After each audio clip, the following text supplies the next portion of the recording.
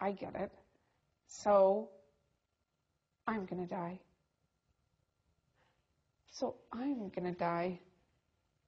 And I sat down on a bench and I watched people bustling by and I thought, wow, life is so cheap and so precious.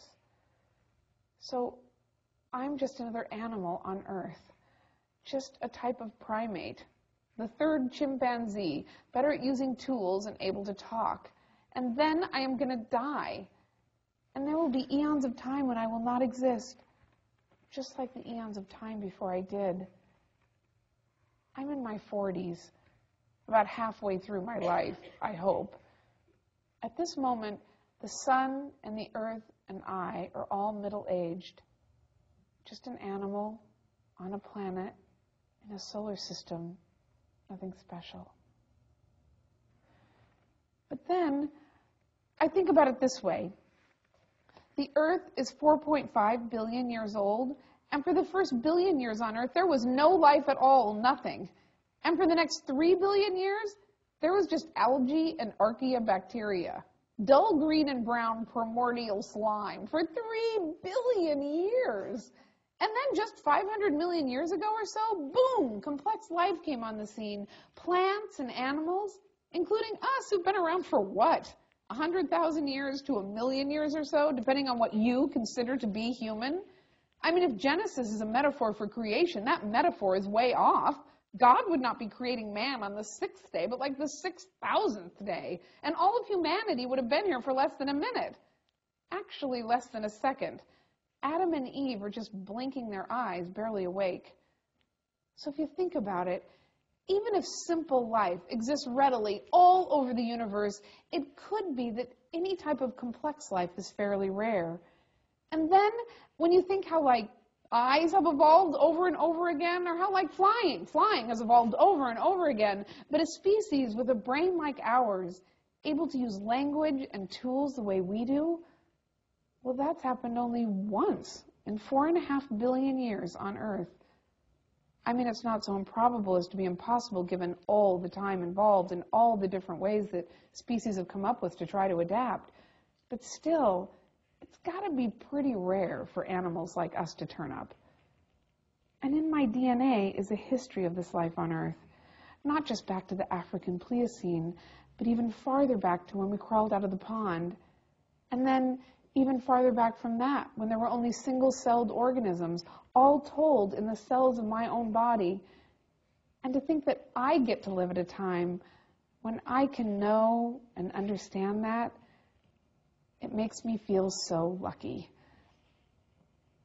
Then I started thinking about all the little happenstances, all the random little moves which resulted in me being alive, me in particular at this very moment, not just of my parents meeting, but even of the millions of sperm against the hundreds of possible eggs.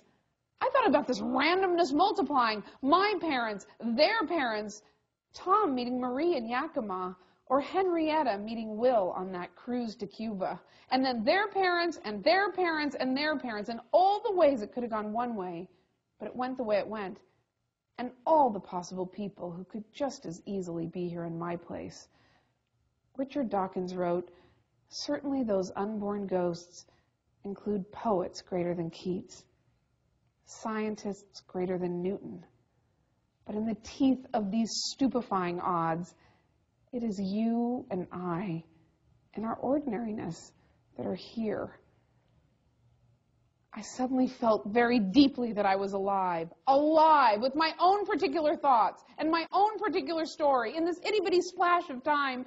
And in that splash of time, I get to think about things and do stuff and love people and walk along Larchmont Boulevard with my coffee if I want to, and then that's it. I walked to my car, and I had a ticket. My time had expired. And I got in the car, and I turned on the radio, and there was that old Peggy Lee song. It used to be my mom's favorite.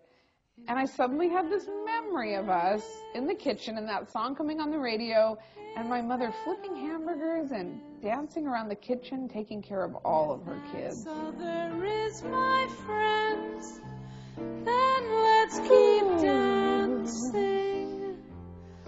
Let's break out the booze and have a ball. If that's all